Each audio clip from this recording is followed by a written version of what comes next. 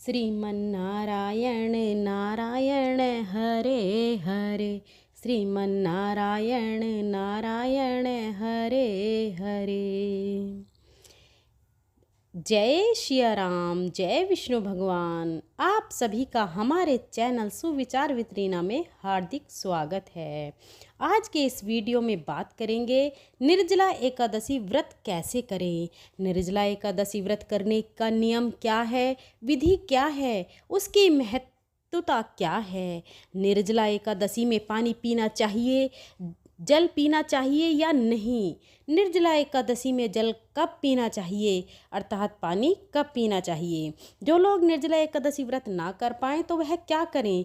क्या इस निर्जला एकादशी व्रत करें या ना करें। जो गर्भवती महिलाएं हैं, जो बुजुर्ग व्यक्ति हैं, जो बच्चे हैं, यदि वह निर्जला एकादशी व्रत करना चाहते हैं तो उन्हें किस तरह व्रत करना चाहिए, उसका नियम क्या है, उसकी विधि क्या है, और जो निर्जला एकादशी व्रत का ना कर पाएँ वह क्या करें।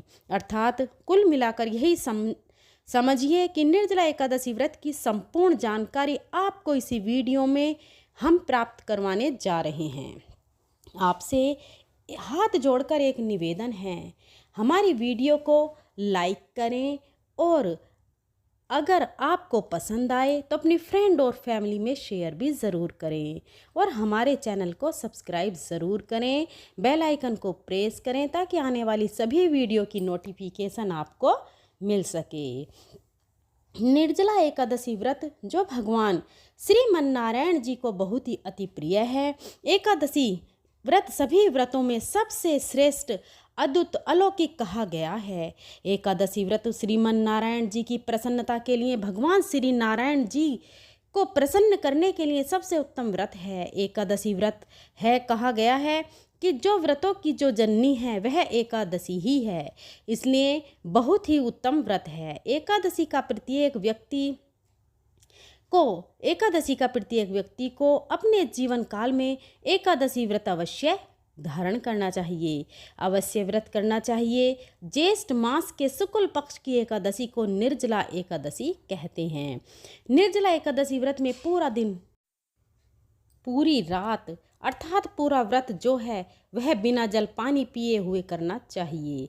केवल आचमन कर सकते हैं, वह भी जल कंठ के नीचे नहीं जाना चाहिए, अर्थात बिना जल पानी पिए हुए निर्जला। इसका नाम निराल इसलिए रखा गया है कि निर्जला बिना जल पानी के यह व्रत किया जाता है। लेकिन ध्यान रखिए, यह व्रत बहुत ही अद्भुत, अलौकिक, उत्तम है। ऐसा शास्त्रों में कहा गया है कि जो व्यक्ति निर्जला एकादशी व्रत निर्जल करता है, बिना जल पिए हुए करता है, उसे वर्ष की पूरी एकादशी का फल प्राप्त होता है। जैसे माह में 2 एकादशी आती हैं, कृष्ण पक्ष में और शुक्ल पक्ष में। एक वर्ष में 12 माह होते हैं, तो 12 दूना 24 एकादशी एक वर्ष में आती हैं। जिस वर्ष में अधिक मास पुरुषोत्तम मास लगता है उसमें 2 एकादशी बढ़ जाती हैं, अर्थात कभी कभी जो 26 एकादशी हो जाती हैं। तो जिस वर्ष में निर्जला एकादशी पड़ रही है, चाहे वह 24 एकादशी पड़े, चाहे वो 26 एकादशी, पूरे वर्ष की एकादशी का फल केवल एक व्रत में प्राप्त होता है। निर्जला एकादशी में यह व्रत कठिन व्रतों में एक व्रत माना जाता है। सबकी बात नहीं है, सभी लोग इस व्रत को नहीं कर सकते हैं। क्यों? निराल रखना बहुत बड़ी बात है। एक बार भीम जी ने अपने पितामह व्यास जी से पूछा था, पितामह, हमारे सभी भाई एकादशी का व्रत करते हैं, जहाँ तक मैं सुना हूँ कि जो एकादशी व्रत करता है उसे मोक्ष और वैकुंठ प्राप्त होता है। तो पितामह, क्या मैं नरकगामी हूँ? मैं नरक में जाऊँगा क्योंकि मैं एकादशी व्रत नहीं करता हूँ, तो मैं कोई व्रत नहीं करता। तब पितामह ने कहा, भीमसेन, यदि तुम स्वर्ग को अच्छा और नरक को बुरा मानते हो, तो बुरा समझते हो, तो एकादशी व्रत अवश्य धारण कर लीजिए, एकादशी का व्रत अवश्य कीजिए। तब भीमसेन ने निवेदन किया, पितामह, हमारे पेट में एक वृक नामक अग्नि धड़कती है, अग्नि प्रज्वलित रहती है, जो बिना अन्न खाए हुए शांत नहीं होती। तो कुछ भी हो जाए, मैं बिना अन्न ग्रहण किए नहीं रह सकता, मैं जीवित नहीं रह पाऊंगा, तो इसलिए मैं कोई व्रत नहीं कर पाऊंगा। लेकिन पितामह, आप हम पर दया करें, हम पर कृपा करें, ऐसा कोई उपाय बताएं जिससे हम भी वैकुंठगामी हो। ऐसा कोई हमारे ऊपर कृपा करिए। पितामह ने कहा। व्यास जी ने कहा, पुत्र, ऐसा कोई उपाय नहीं है, ऐसा कोई विधान नहीं है कि बिना कुछ किए हुए उसे सहज गति प्राप्त हो जाए। परंतु हाँ, ध्यान रखिए, एक व्रत ऐसा ही है जो ज्येष्ठ माह के शुक्ल पक्ष की एकादशी को निर्जल एकादशी कहते हैं। यदि तुम वर्ष में एक दिन आप निर्जला व्रत रख पा सकते हो तो आपके पूरा एकादशी का फल पुण्य प्राप्त हो जाएगा। तब भीमसेन ने कहा, पितामह, ऐसी बात है तो मैं वर्ष में एक बार निराजल तो रह सकता हूँ, लेकिन कहो हर 15 दिन में, हर हफ्ते में व्रत रखूँ तो यह हमसे नहीं होगा। यह निर्जला एकादशी मैं व्रत अवश्य करूँगा। तब व्यास जी ने कहा, भीमसेन, आप इस एकादशी को निर्जल रखिए। व्रत शुरू से लेकर पारण तक आप इस व्रत को रखिए और जब व्रत पारण करते हो तो भगवान के चरणोदायक से या जल पीकर आप व्रत का पारण करें। पूरे एकादशी का व्रत का एक वर्ष की एकादशी का पुण्य आपको प्राप्त हो जाएगा। तो यह एकादशी निर्जला एकादशी भीमसेनी एकादशी भी कही जाती है। तो इस बात का आपको भ्रम दूर हो गया होगा कि निर्जला प्रथम कैसे करें, अर्थात बिना जल पिए हुए निर्जल एकादशी व्रत करना चाहिए। और एक बात और ध्यान रखें, ऐसा ना हो कि आप फलाहार करें, केवल जल ना पिएं, ऐसा भी संशय मत रखिएगा। अर्थात जल भी नहीं पीना है, फलाहार की तो बात ही छोड़िए, कुछ खाना पीना नहीं है।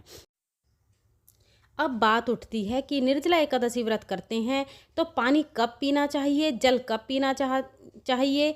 तो ध्यान रखिए, यदि आप निर्जला एकादशी व्रत करने जा रहे हैं तो जिस दिन एकादशी हो उसके भोर ही प्रातः काल में ही 4 बजे के पहले, अर्थात कौवा नहीं बोलता है उसके पहले, 4 बजे के पहले आप पानी पी लेना चाहिए। और बाद में जब आदमी की शुक्ल सुबह दिखने लगे उसके पहले सबसे, अर्थात सुबह प्रातः भोर में 4 बजे के पहले आप जल पी लीजिए। फिर आप उठकर स्नान आदि कर भगवान का पूजन अर्चन वंदन करिए। फिर उसके बाद में आपको पूरा दिन पूरी रात जल नहीं पीना है। जब व्रत का पढ़ का समय आएगा, जैसे आप अन्य एकादशियों में करते हैं, सुबह उठकर एकादशी के दूसरे दिन पूजा अर्चन वंदन करते हैं, सीधा खुराक निकालते हैं ब्राह्मण के लिए, फिर व्रत का पालन करते हैं, वैसे ही एकादशी के दिन दूसरे दिन भगवान का पूजन अर्चन वंदन करके सीधा खुराक निकाल कर तब चाहे भगवान के चरणामृत से या भगवान के चरणोदक तुलसी मिश्रित जल से या जल पीकर भी आप व्रत का पारण कर सकते हैं। अब बात करते हैं कि गर्भवती महिलाएं यदि व्रत करना चाहें तो कैसे कर सकती हैं। बुजुर्ग व्यक्ति एकादशी निर्जला व्रत करना चाहें तो कैसे कर सकते हैं, या बच्चे व्रत करना चाहें तो कैसे कर सकते हैं।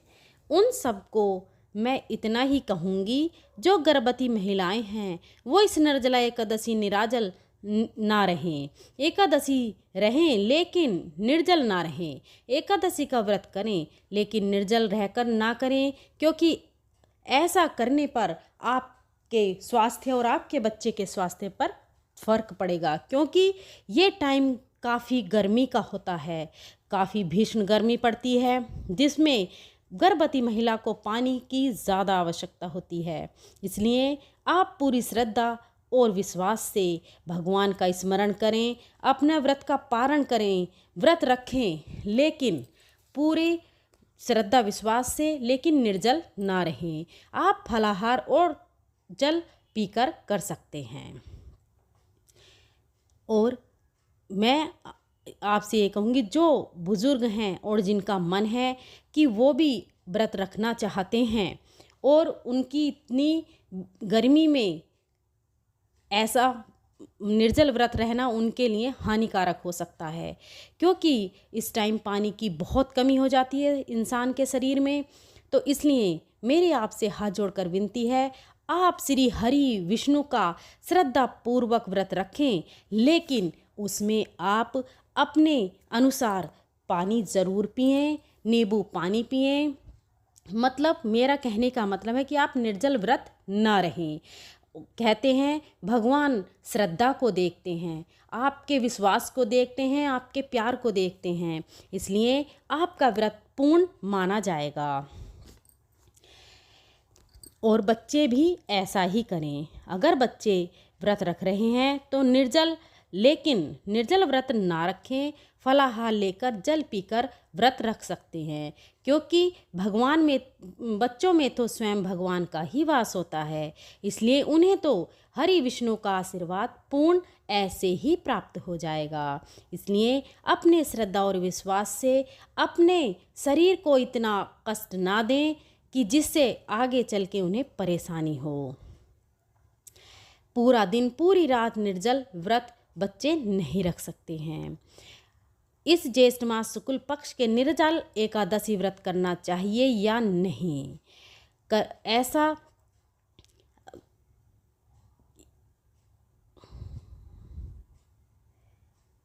निर्जल एकादशी व्रत कर रहे हैं तो ध्यान रखें कि उसके कुछ नियम होते हैं। जो इन नियमों को पालन करना चाहता है वो ज़रूर इन नियमों का पालन करे, लेकिन जो इस नियमों का पालन करने में समर्थ नहीं है तो प्लीज़ अपने आप को कष्ट ना दे, क्योंकि भगवान कहते हैं कि वो तो भक्त की श्रद्धा और विश्वास को ही देखते हैं। मेरा कहने का तात्पर्य है कि आप व्रत जरूर रहिए अगर आपका मन है। कोई भी गर्भवती महिला है या बुजुर्ग हैं या फिर बच्चे हैं, अगर उनमें श्रद्धा विश्वास है तो व्रत जरूर रहिए, लेकिन आप इस तरह भी मत अड़िए कि आपके शरीर को हानि हो। इसलिए आप ध्यान दीजिए, आपकी सामर्थ्य के अनुसार ही ऐसा करें, आप जिद ना पकड़ें। निर्जल रहकर अगर आप व्रत रह सकते हैं तो ज़रूर रखें, लेकिन आपकी तबीयत खराब हो, आपको डॉक्टर के पास जाना पड़े, ग्लूकोज चढ़े, आपकी स्थिति खराब हो, तो आपका व्रत कोई सफल व्रत नहीं माना जाएगा। इसलिए निर्जल व्रत मत रखिए अगर आप नहीं रख सकते हैं, लेकिन फलाहार रहकर जल पीकर आप व्रत रख सकते हैं। हाँ, ऐसा ज़रूर हो सकता है कि आपको पूरे साल की एकादशी का फल प्राप्त ना हो, लेकिन आपके अनुसार, आपके श्रद्धा विश्वास के अनुसार आपको निर्जला एकादशी का फल जरूर प्राप्त होगा। निर्जल व्रत नहीं रख सकते हैं तो जल पीकर रखिए, नींबू पानी पीजिए, शरबत बनाकर पीजिए, व्रत रखिए, इसमें भी चल पाता है। तो आप फलाहार लीजिए, तो ऐसा जितना जो करेगा उसको उतना ही पुण्य प्राप्त होगा। लेकिन शरीर का ध्यान करते हुए मैं बार बार कह रही हूँ कि निर्जला एकादशी है, जो कि निर्जल यानी कि बिना जल के ही रही जाती है, जिससे पूरे वर्ष की एकादशी का फल प्राप्त हो जाता है। लेकिन जब शरीर में दम नहीं है, सामर्थ्य नहीं है, तो व्रत कैसे कर पाएंगे? तो छोड़ने से अच्छा है कि आप फलाहार भी रखिए, जल पीकर करिए। तो जैसे आपके शरीर सामर्थ्य दे रहा है आप वैसे ही कीजिए। तो इस बातों को भी आपके समझ में आ गई होंगी। अब आप एक प्रयास करिएगा कि सुबह उठकर पूजन करने के बाद में जितना देर हो सके आप निर्जल रखिए। प्रयास हो तो यह करिए कि सूर्योदय के बाद में अर्थात सुबह 4 बजे से पहले पहले आप जल पी लीजिए, उसके बाद जल मत पीजिए। पूरा दिन आप निर्जल रखिए, जब सूर्यास्त हो जाए तब जल पी लीजिए। इसका भी अधिक फल आपको कुछ न कुछ प्राप्त होगा। तो इसलिए जितना हो सके आप, कहने का मेरा तात्पर्य बस यही है कि जितना आप कर सकते हैं तो आप ज़रूर करें। गर्भवती महिलाएं, बुजुर्ग, बच्चे, व्यक्ति से मैं यही कहूँगी कि अपने हिसाब से करिएगा कि निर्जल व्रत ना रखें। बाकी जो लोग हैं वह प्रयास करिए कि सुबह से लेकर शाम तक आप निर्जल व्रत ज़रूर रखें। जब सूर्यास्त हो जाए तब आप केवल जल पी लीजिए। अगर आपका शरीर सामर्थ्य दे रही है तो हमारे कहने से नहीं, व्रत तो निर्जल का ही है, लेकिन जैसे आपके शरीर सामर्थ्य दे रही है, निर्जल एकादशी व्रत के नियम क्या हैं ध्यान से सुनिए। निर्जल एकादशी के दिन प्रातः ब्रह्म मुहूर्त में उठना चाहिए, स्नान आदि करके गंगा जल से स्नान करना चाहिए, स्वच्छ और साफ वस्त्र पहनना चाहिए, हो सके तो पीला वस्त्र या पीला दुपट्टा गमछा लेकर भी पूजा मंदिर में पधारें। आसन बिछाकर हाथ में जल और पुष्प लेकर पहले एक संकल्प करें कि हे भगवान नारायण, आज मैं आपकी प्रसन्नता के लिए, आपकी प्राप्ति के लिए, आपको प्रसन्न करने के लिए ज्येष्ठ माह के शुक्ल पक्ष के निर्जला एकादशी व्रत कर रहा हूँ या कर रही हूँ। भगवान हमें अपनी शक्ति, अपनी भक्ति, अपनी असीम अनुकंपा प्रदान करना। आप जैसा व्रत रख रहे हैं कि हम निर्जल व्रत रखेंगे, तो बोलिए कि हम निर्जल व्रत रखेंगे। यदि हम जल पीकर व्रत कर रहे हैं तो जल पीकर करेंगे, या हम फलाहार व्रत करेंगे। इस दिन तो आप बोल दीजिए आज हम यह व्रत फलाहार के रूप में करेंगे, या जब तक हमारी सामर्थ्य होगी तब तक हम इस व्रत को बिना जल के रहेंगे। उसके बाद में भग हम जल आदि पी लेंगे, जो भी फल जल आदि पी लेंगे। आप जैसा भी रखना चाहें हो, भगवान को मन ही मन आप बोल दीजिए। उसके बाद में जल पुष्प भगवान के पास छोड़ दीजिए। अब भगवान का पूजन जैसे पास हो, जो आपकी सामग्री हो, जल से, चंदन से, पुष्प से, धूप दीप मिठाई फल जो भी आपको भगवान को अर्पण कर दीजिए, दक्षिणा भेंट कर दीजिए। और एकादशी पूजन अर्चन वंदन करने के बाद में ज्येष्ठ माह शुक्ल पक्ष निर्जला एकादशी व्रत को पढ़ना या सुनना चाहिए। एकादशी के दिन सुबह 6 बजे हमारे इसी चैनल पर आपको एकादशी की कथा की वीडियो भी प्राप्त होगी, तो आप इसे ज़रूर सुनिएगा। हमारे चैनल को सब्सक्राइब करिएगा ताकि, और बेल आइकन को प्रेस करिएगा ताकि हमारे वीडियो की नोटिफिकेशन आपको मिल सके और आप इस दिन इस कथा को सुनकर पुण्य प्राप्त कर सकें। उसके बाद भगवान का सबसे प्रिय मंत्र है ओम नमो भगवते वासुदेवाय नमः। इस मंत्र का आपको जप करना चाहिए, अधिक मात्रा में जप करना चाहिए, जितना आपके पास समय हो। उसके बाद भगवान की आरती करें। आपका व्रत शुभारंभ हो जाता है। जैसे आप निराजल रखते हैं, जल पीकर रखते हैं, फलाहार रखते हैं, जो आपकी सामर्थ्य हो आप वैसे व्रत रखिए। शाम के समय फिर स्नान आदि करके फिर भगवान का पूजन करिए। और रात्रि जागरण का विशेष महत्व है। रात्रि जागरण का एकादशी व्रत में तो यदि आप निर्जल व्रत रखे हुए हैं तो आप बोलेंगे तो प्यास लगेगी, तो मन ही मन भगवान का आप स्मरण कीजिए, भगवान का जागरण कीजिए, भगवान के मंत्रों का, भगवान के विषयों का चिंतन करिए।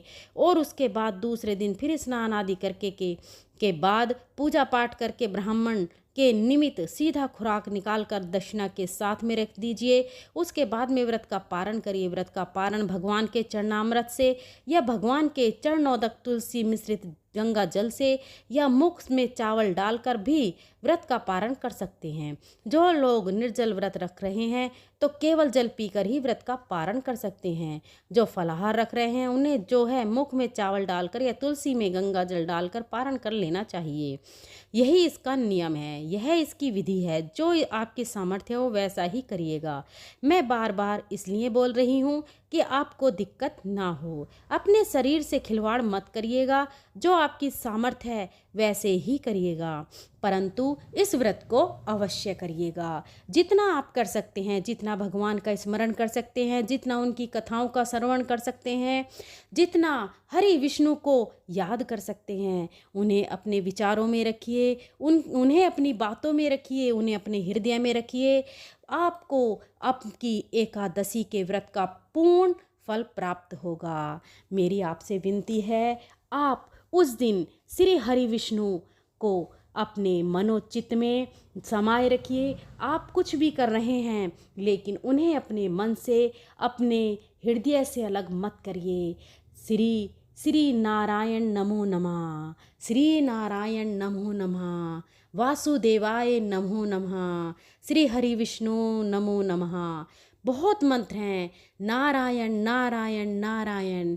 आप इसका भी जाप अपने मन मन में कर सकते हैं, क्योंकि इस दिन निर्जला व्रत होता है। तो आप अपने बोलने का कोशिश ना करें, क्योंकि ज़्यादा बोलने से प्यास लगने का यानी कि पानी की इच्छा हो सकती है। इसलिए आप अपने मन से, अपने हृदय से प्रभु को याद कीजिए और उनके व्रत को कीजिए, उनकी कथाओं का श्रवण करिए। मिलते हैं अगली वीडियो में। धन्यवाद।